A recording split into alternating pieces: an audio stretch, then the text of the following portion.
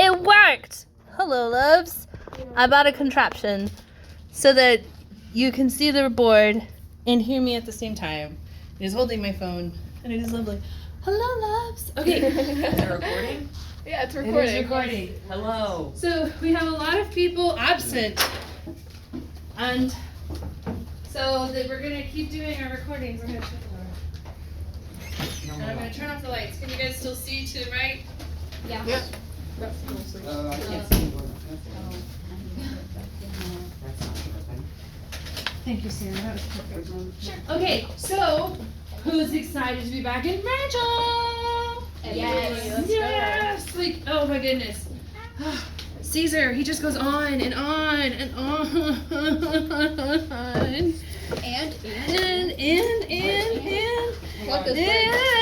Mine. One, two, three, four. I did say you were gonna have to memorize the first 7 lines. How about we do that as an extra credit thing? Do by October 31st? Okay. October 31st? Halloween! And then we all What? chant it and it's scary. The first 7 lines. We can record all of us chanting it. Arma virumque cano. Oh, And I'll play sound reading effects that? and it'll be fun. What? Reading that? Why? Okay. What'd you do? Oh, memory. memories. So if you haven't already given me, The actual lack of penis. if you haven't already given me your take-home test, please get that finished up and get it to me no later than Friday. Oh my goodness, I had drinks. Today was a 2-drink day. I got a root beer and a diet drink. Oh wow. Whoa. It was necessary. Okay. You know. So, my magic pen is over here, stuck to the cash box. Okay. So, I haven't gotten this pasted into here at all, so you get to see me do all of that. But just because it's been a while since we've done Virgil, it's been 2 weeks since we've been blessed with the verses of Virgil. I was about to say prose, but it's not prose, it's poetry. Blessed with the poetry of Virgil.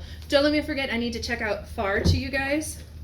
So those of you listening to the recording, remind me that I need to give you one, and we'll write down the number real quick and all of that. In fact, why don't you guys go grab a book while I get this copied and pasted in here, because you need to take a FAR home.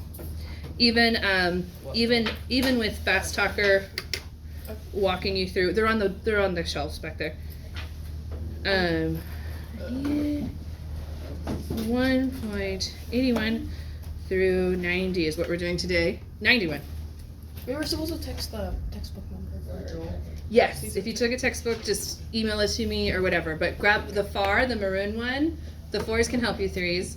So FAR is set up exactly like the Caesar book, where you've got the vocabulary that, well, let me see if I can take a picture really quickly.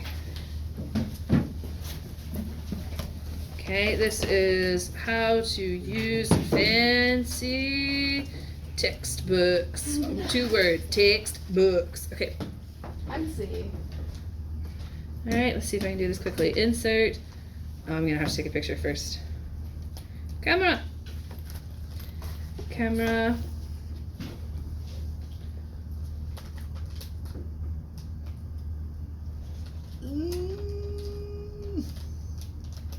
Actually, if I do the correct lines, this could be fun. You're not gonna be able to see it very well, but I'm gonna try. Okay, let's see how it looks. That's what I was afraid of. It's too blurry to see. Give me 1 second. Those of you who are on the recording, I'm glad you're entertained. Give me... I need more light.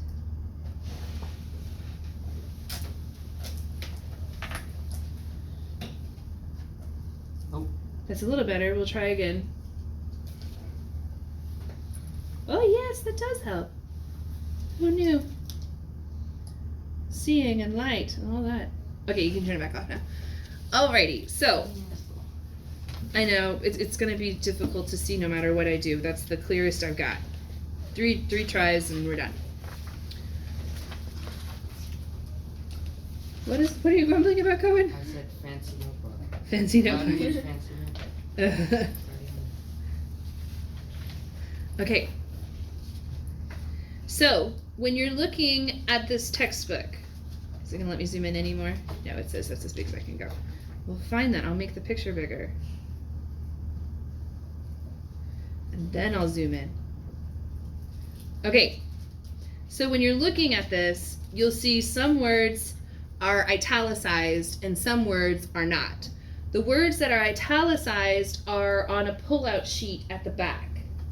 Okay, this is why when in high school when I did my Latin homework, I had to do it at the kitchen table. Like I, like most teenagers, lived in my room. That's where I lived, right? Because I was a teenager and that's what you do, right? So, but I had to come downstairs to do my Latin homework every night because there was just no room in my classroom, in my bedroom. I needed room to spread out, and I would have like my translation in front of me and my dictionary up here, and then my book with the dictionary spread out. And I didn't actually need the dictionary in that, but you know who I am, so you know I had a dictionary plus the dictionary plus the dictionary, right? Okay. So I wish I could show you on this. Well, maybe I can just with the camera. Okay, so you can kind of see, like now that you've seen at the back of the book is a little folding paper. And this is the dictionary for all of the italicized words.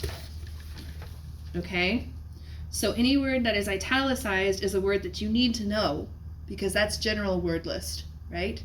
But while you're translating, and eventually we are going to get to the point where your assignment is to translate on your own and then check it with Fast Talker instead of just listen to Fast Talker. So as you're doing that, the idea is that you don't have to be flipping from book to book or page to page because you have every word in front of you. So the non-italicized words are in that little second section. So you can see from that first line on the page, and well, they're in alphabetical order, so that's really nice. Unlike, there's other books that don't put them in alphabetical order, but they do here. But you can see Aether, and it tells you Aether, Aetheris, upper air, sky, or ether, right? Okay, and it tells you that Tydidae is the son of Tydeus, which would be Diomedes. Okay, that's not italicized. Those are words that don't appear often enough to be put on the pull-out sheet. Okay, so everyone needs to have a Virgil book. The Caesar book, it's useful, but I don't have enough that if you take it home and don't bring it, then you wouldn't have a book. Not that that's really, really crucial. If you want a Caesar book, I'm happy to check one out to you, but it's not necessary to have one at this moment. The Virgil book, it's necessary. You need it. So we'll send that to you. Okay, so now we're going to go back to Aeneid 81 through 91. Give me just a second. Remember, the beauty of going back to Virgil is all the line numbers are the same. I can go literally anywhere to find lines 81 through 91, and they're always the same lines. Okay, unlike Caesar, where I have to go through and like line them up. Like that was what took formatting the test that you took yesterday. That's what took the longest, was making sure that the line numbers in the question lined up with the text that you had above. Okay. So, the Latin Library.com, Virgil, book 1, in case you're ever lost. And this is another thing, if you're ever without your notebook and you need something to just very quickly, you could print this off yourself and do Fast Talker notes on this. Yes? So, the LatinLibrary.com is a good source for that. And then we will copy paste. Okay. And then, I'm sorry, I'm doing this in front of you, but now you can see what I normally do before you get here. And like, what is Whipple do with her time? Well, this is it. Okay. So, again, you can tell that Latin teachers just kind of innately prefer Virgil. And it's not even, and some of us don't, it's just Virgil is so much more enjoyable to learn because there's such a compelling story, and the way he describes things is so vivid. Okay, so 2 weeks ago, we ended with Hera going to Iolaus and saying, "You have power over the seas." And Iolaus says, "You." Remember, he emphasized that, like, you have power over me. He doesn't say that exactly, but that is the interpretation of it, right? That would be the analysis of what was actually happening. He's saying, "You have control over me." How could I say no? Even if it's a really bad idea, which, spoilers, it is. Okay? Even if it's a really terrible idea for me to do what you're asking me, I don't really have a choice, because you kind of put me in my position of power in the first place. Your husband did anyways, husband, brother. Okay? So, well, remember, that's what Juno pulled on in the last section, okay? So, Iolaus, we ended with line 79, 80, Iolaus saying, "I'll do what you ask." And then we have haec ubi dicta cavum conversa cuspide montim impulit in latus. Okay, did everybody hear that? Okay. Well, what is he doing? He's hitting the side of the mountain, right? Okay, so that is the sound of the crack against the mountain, to the point that it's almost an onomatopoeia, but it is without a doubt alliteration with that cavum conversa cuspide. There are like 50 different ways that he could say, with the point having been turned, the hollow mountain he struck against the side. Okay? Now, when you take into account haec and dicta as well, that becomes not just alliteration. Does everybody remember what alliteration is? Peter picked a peck of pickled peppers. Peter Piper picked a peck of pickled peppers. Sally sells seashells by the seashore. Yes? Okay, so that's all alliteration, right? Because it starts with the same thing. Now, we also have another thing called consonants. Okay? Consonants. So in this case, Ellie, you with me, dear? In this case, we've got haec, dicta, cavum, conversa, cuspida. Everybody hear that? Yes? So he's got 5. Yes? So whenever he comes up and he wraps his cuspide, what does that say? It should be spear, but it could be something else. So I'm going to check. Ooh! Yeah. Is it spear? Mm-hmm. Yeah, point or spear. Your bicuspid is your 2 pointed teeth. Yes? Because you got 2 points on your bicuspid. If you don't, it's because you chipped a tooth and you should go see your dentist. Okay? Wait, that's the canine. Where is it? This one? I don't know. Whichever tooth. For those of you who can't see us, we're all like feeling our teeth right now. So like individually feeling our own teeth, not feeling each other's teeth. I just want to clarify that for anyone outside the classroom. We're weird, but not that weird. Ellie says we're weird, but not that weird. Okay, so the point is his spear, right? Okay, or his point, or his scepter. Yes, probably the other end of his scepter. So he turns it, and everybody good with this is an ablative absolute. Okay, with this point having been turned. And then he leaves the verb. Okay, so this is dicta est, right? But that's the connective part that connects up to the previous part that we're going to pretend is up there somewhere, right? When he has said these things, right? Everybody good with ubi being when here? That would be a fabulous question for me to ask you. Translate ubi. It lets me know that you know ubi habetua significantes. Significat tempus, when. Significat locum, where. Yes? Okay? So when he has said these things, with his point having been turned, then we have our verb all the way down here. The first word in the next line underneath the whole sentence. 3s, you don't know what this is called. 4s, do you remember what this is called? Starts with an E. Impulit, being at the beginning of the line. Starts with an E-N. Just kind of jam it in there. Enjambment, yes. Well, that's what's happening. Whether that's where we get the word jam or not, you're just jamming the verb in there at the end. Okay? And delaying the action like that makes it that much more vivid. All right? So, because remember, we always want to talk about the so what. It's not enough to point out in an essay, impulit is enjambment. Golf clap, golf clap. Well done, well done. You identified the enjambment. Okay? That's a good stroke, but you're not going to get all the way there unless you say, which emphasizes the violence of his action, or the vigor of his action, or something along those lines. Or you take that enjambment and you compare it with a of the consonants, okay? And you can even like figure out how to say in a formal essay. I dare you. Okay? All right, you combine that with the in the beginning, and then finally impulit, he drives it.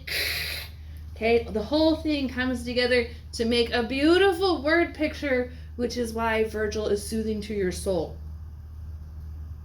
I know you're all like, what? How did we get to our soul? I know. But here's the thing. Your brain and your soul loves imagery. Yes? And Virgil does this thing where he pulls in all of the senses, and he does a lot of really good psychological tricks. Yes? Let's think about Alfred Hitchcock. What makes his story so enduring? He leaves a lot of stuff to the end. He leaves a lot of stuff unsaid. He leaves a lot of stuff unshown. Yes? Okay? Psycho, the reason Psycho is still freaking scary is because you never actually see a whole lot outside of that shower curtain and her screaming in the shower. Yes? Yes, you see a little bit of knife, but that's all you see. Everything else is left up to your imagination. I was at Comic-Con, and the artists were talking about whenever you leave it up to people's imagination, they come up with something even worse than you could possibly do. I was with one of the guys on the panel was the guy who had a character kill Green Lantern's girlfriend and stuff her in a freezer, like her body. So originally the panel was her like upside down in the freezer, and you could see that she was clearly dead in the freezer whole. And the censor said, you can't show that. And they said, okay, so the fix was they put a door and closed the door a little bit more and just showed her feet up above and her head down below. And everybody says, I can't believe you had him chop up his girlfriend. And he's like, that's not what happened. That is not what happened here. Okay? But because they covered it, they couldn't see it, and it made it that much worse. Okay? Leaving it to the end is like the step below that. You're like, where are we going with this? Well, what does this have to do with enjambment? Leaving the verb to the end is the step below not having the verb at all. Right? Okay? How does Green Lantern's dead girlfriend in a fridge connect to enjambment? Well, you see. So, okay? Because leaving the verb until the very last second, like you did here, is almost like not having it at all. And then when you finally do have it, it's like, pow, right in your face. Okay? Everybody with me? Questions, concerns, comments? Does anybody see the other rhetorical device that is here? Chiasmus, very good. So just like, I know, like right off the bat, I'm like, oh my goodness, Virgil, I've missed you. You know, like this is why Virgil has lasted this long, and this is why his stories resonate with so many people. The things that he can do with words. Okay, so for those of you who don't remember, chiasmus is just A, B, B, A.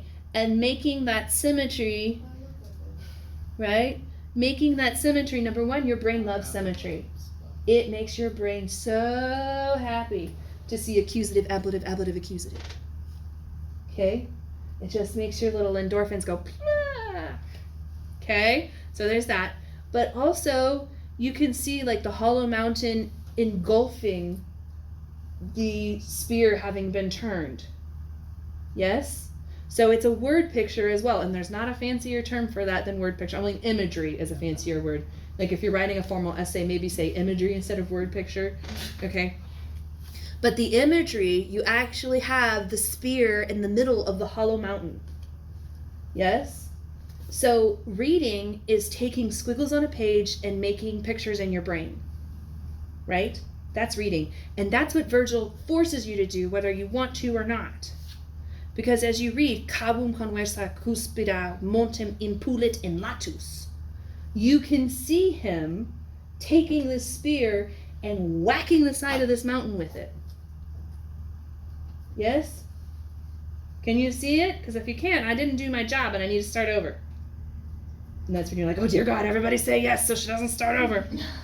Okay? Okay? And latus is just a prepositional phrase against the side. Now what's really interesting is latus has two meanings. It can mean side or flank, which connects to our next rhetorical device, which is a simile. Okay, everybody see velut. That is one of the blinking signs that starts a simile. Okay, and this is another ablative absolute. And this word right here means battle line. Which is why latus, even though we know it means side, we see agmine and we think, ooh, flank? Yes? And remember, we've already had that long drawn out simile where the horses are compared, or where the winds are compared to horses. Right? Everybody with me? So now we've got them in a battle line. Okay? Qua, this is really interesting. Fast Talker wanted to make sure that you knew that qua means where. Qua and quo. Yes? Okay. I had forgotten that. Thank you, Fast Talker. Okay. So qua, where, a gate having been given, so we're missing est with data, right? He wrote that down for you, but just so you know what's going on. Like, you should see here's my notes. Can you guys see my notes? Those of you who have my actual notebook is a mess. There's so much to say about this passage. Okay? So, ruunt et terras turbine perflant. Okay? So we have something rushing and then something flowing in a wind across the grounds. But we missed something. What's our subject? Who is doing all these things? Who's in the battle line having been made? Is it Iolaus? No, it's not Iolaus. It's the winds, right? Yes? So the winds rush out and flow across the lands in a turbine, in a whirlwind. Okay, is perflant the best is flow through the best translation of perflant? Probably not, but remember, just get there. Whoosh. Yes? Yeah. Okay? Don't let not knowing one word destroy your whole translation. Get the sense. You know the material. Get the sense of it. Whoosh and move on. Yes? That should be a t-shirt. We could do that. Whoosh and move on. Is that a challenge? We would definitely have to explain it to Mr. Byler. and how it's very innocent. Okay, everybody see. Oh, I'm sorry, but simile. Okay, so they're just being compared to a battle line. I feel like that's a pretty straightforward simile. They're being compared to soldiers rushing into battle. Yes. Okay, they've been held back, and now they're ready. And where the gate has been given, they rush out and they flow across the lands in a whirlwind. Rachel.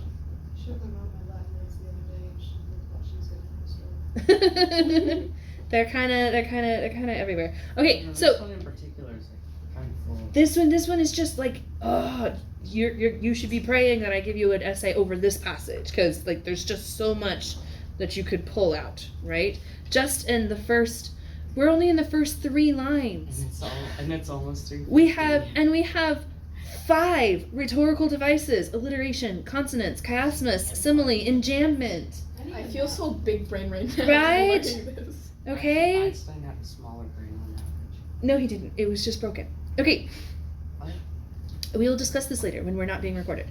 Okay. In Kubuera, everybody see Ubuera, and you see Uera, and your brain goes, ooh. What is it whenever you see that Uera? Like something hurt. Ooh. It's Erunt. Okay? So don't go translating that as an infinitive because it's not. Remember we talked about this. Why do they use era instead of arunt? You try putting arunt in dactylic hexameter. It's hard. Virgil's already done enough. He doesn't need Oh, to then do I that. probably did something wrong on the test. Okay? Arunt is hard to put into dactylic hexameter. So we don't. They just don't. The good poets are like, no, I can do era and I can use this. Okay? Alright? Totumque. Oh, Totum. Fast Talker did a good job of telling you right here, like, over the whole thing, it means the sea, right?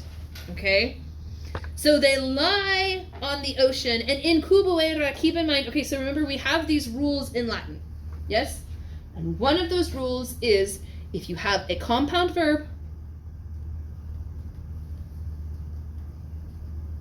you will have a dative. We call it dative with compound verbs. That is the name of the rule. Okay?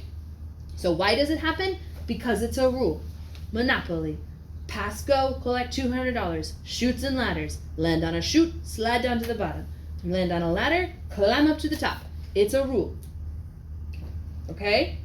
So one of our rules is if there's a compound verb, it will have a dative. So we actually have a couple of examples of that here. One of them is in cuboera. Everybody see it's in plus cuboera, whatever verb that is. Okay, but it means to lie on top of, basically.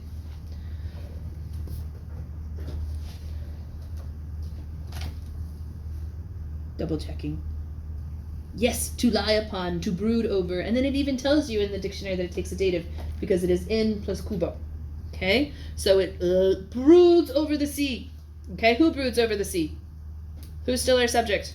The winds. The winds, good. Okay, the winds are still our subject. So they lie over the sea. And this is where it gets kind of like, it gets very poetic, right? But it's still, it gets kind of like a little bit more chaotic, but that's okay because that's what's happening right now, right? It's a chaotic time. The winds are rushing across the whole thing, okay? I'm running out of time. I just want to make sure that you know that these are all specific names of winds. So that's east, north, and south. And we're just naming those specifically because in ancient times, being able to reference obscure mythology made you look smarter and more sophisticated. So he names specific winds, but they're still together. Remember, una means together. Okay? And then prokelis, ablative. I wanted you to know this. This is ablative of means. It could be respect, but like prokelis with oh, I've lost the word already. I wrote it down. I thought I did, but I didn't. With blasts, with gusts. Okay, they rush across the Kreiber. All of these words frequent. Okay, so crowded together. The earth, the east wind, the north wind, and the south wind. You do not have to translate them to east, north, and south. You can just use their names. Eurus, Notus, and Africus together, crowded. They rush with gusts of winds, and they roll across the vast waves to the shores. So they are wreaking havoc. Okay, and then we get down here. Where's my line? We have chiasmus's sister, interlocking word order, or synchesis. Okay, and it's just another, it does a couple of things. It's another word picture. Sorry, that's not ablative. So that's nominative, genitive, nominative, genitive. So synchesis goes A, B, A, B. Everybody see what I mean by chiasmus' sister? Okay, so a little bit different, but still parallel. And again, your brain loves parallel. Okay, I have just a few more things that I want to go over, so we'll pick up with this tomorrow just to finish those last couple of lines. And then don't forget to also do the next section of Fast Talker. Where's west? Okay, there's no west. No. No way. Do you want to take it? I do want you to take the books, but I want you to. You know what? No. Leave the books here today, and we will do the books tomorrow, and we'll do book numbers tomorrow, and I'll actually send around a sheet for you to sign what book you have. Okay, so just put them on the shelf for now. What? My first time not driving home fast. Oh, I'm sorry. What are you gonna do then? The bus go through your neighborhood? You're getting picked up by the bus? No, I'm getting picked up by, my mom. Have a good day. You too, my dear. I'll go lessons.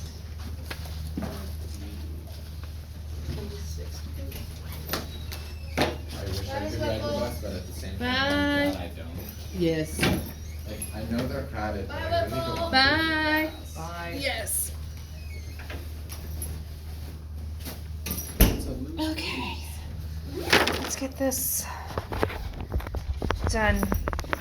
So for the notes, I'll just continue them on the same notebook thing. Maybe I don't know. We'll figure it out. Bye.